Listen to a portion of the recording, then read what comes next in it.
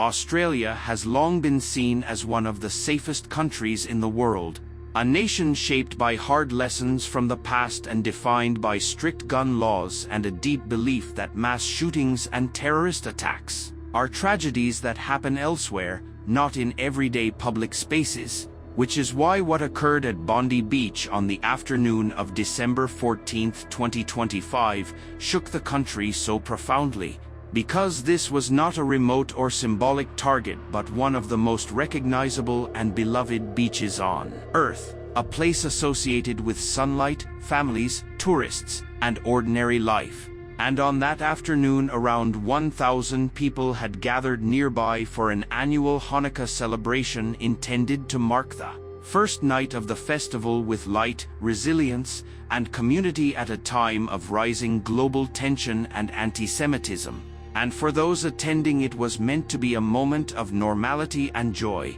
until just before 6:50 p.m. when two men dressed in black positioned themselves on a pedestrian footbridge overlooking the area and opened fire, deliberately targeting the Jewish gathering as confusion turned to terror. Parents shielded children, elderly attendees struggled to flee, and beachgoers who had no idea a celebration was taking place suddenly found themselves running for their lives, while emergency calls flooded dispatchers and officers from the New South Wales police force advanced toward the sound of gunfire, armed only with pistols, facing attackers who had planned their vantage point and brought multiple weapons. And over the course of approximately 11 minutes more than 80 rounds were fired before police killed one gunman and critically wounded the other, bringing the immediate threat to an end but leaving behind devastation. With 15 innocent people dead, including a 10-year-old child,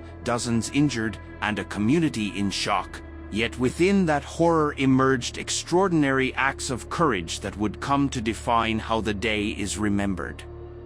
Beginning with Boris and Sophia, a married couple who noticed extremist symbols on a nearby vehicle and confronted the older attacker as he arrived, managing to briefly disarm him before he retrieved another weapon and shot them both, sacrificing their lives in an attempt to protect others, followed by Ahmed, an unarmed fruit shop owner who crouched between parked cars, approached one of the gunmen from behind, seized his weapon and removed it from use before being shot and critically injured.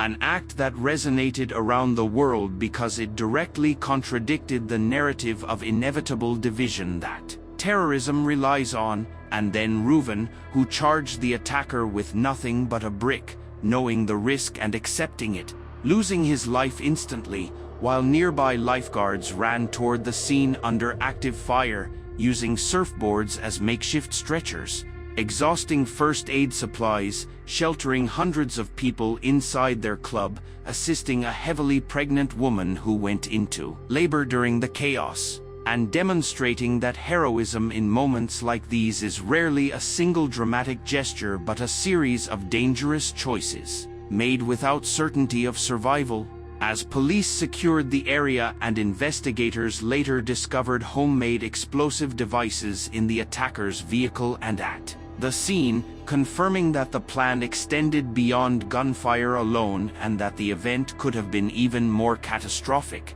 leading authorities to designate the shooting as a terrorist attack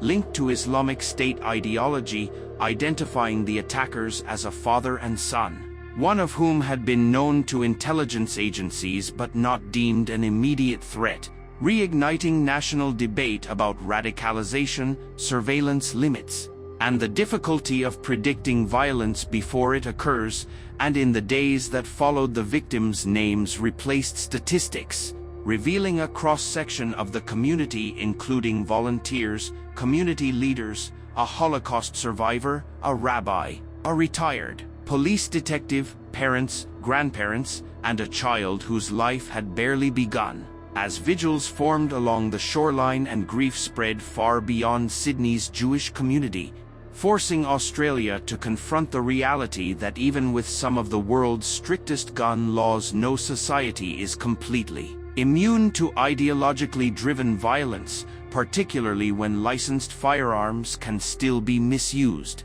prompting Prime Minister Anthony Albanese to describe the attack as a targeted act of antisemitic terrorism and commit to pushing for stronger gun restrictions while national and state leaders debated reforms such as firearm ownership limits, national registries, and tighter eligibility rules, even as they acknowledged that legislation alone cannot eradicate hatred, and as Jewish events were cancelled or heavily secured, blood donation centers were overwhelmed. Muslim leaders publicly condemned the attack and refused funeral rites for the deceased gunman. Misinformation spread rapidly online and caused further harm, and communities across faiths and backgrounds stood together in solidarity. The figure of Ahmed became a powerful symbol of unity, with millions raised for his recovery and leaders around the world citing his bravery as evidence that morality and courage transcend identity. And although Bondi Beach has since returned to daily life with waves breaking, tourists arriving, and children playing where violence once erupted, the meaning of that place and of December 14, 2025 has been permanently altered, because this attack was not only an assault on a specific community but a test of national character, revealing both the vulnerability of open societies and the strength that emerges when ordinary people refuse to let fear define them. And when history remembers this day, it will not be defined solely by the attackers or their ideology, but by the civilians who ran toward danger, the first responders who advanced without hesitation, and a collective refusal to allow terror to erase compassion, dignity, and shared humanity.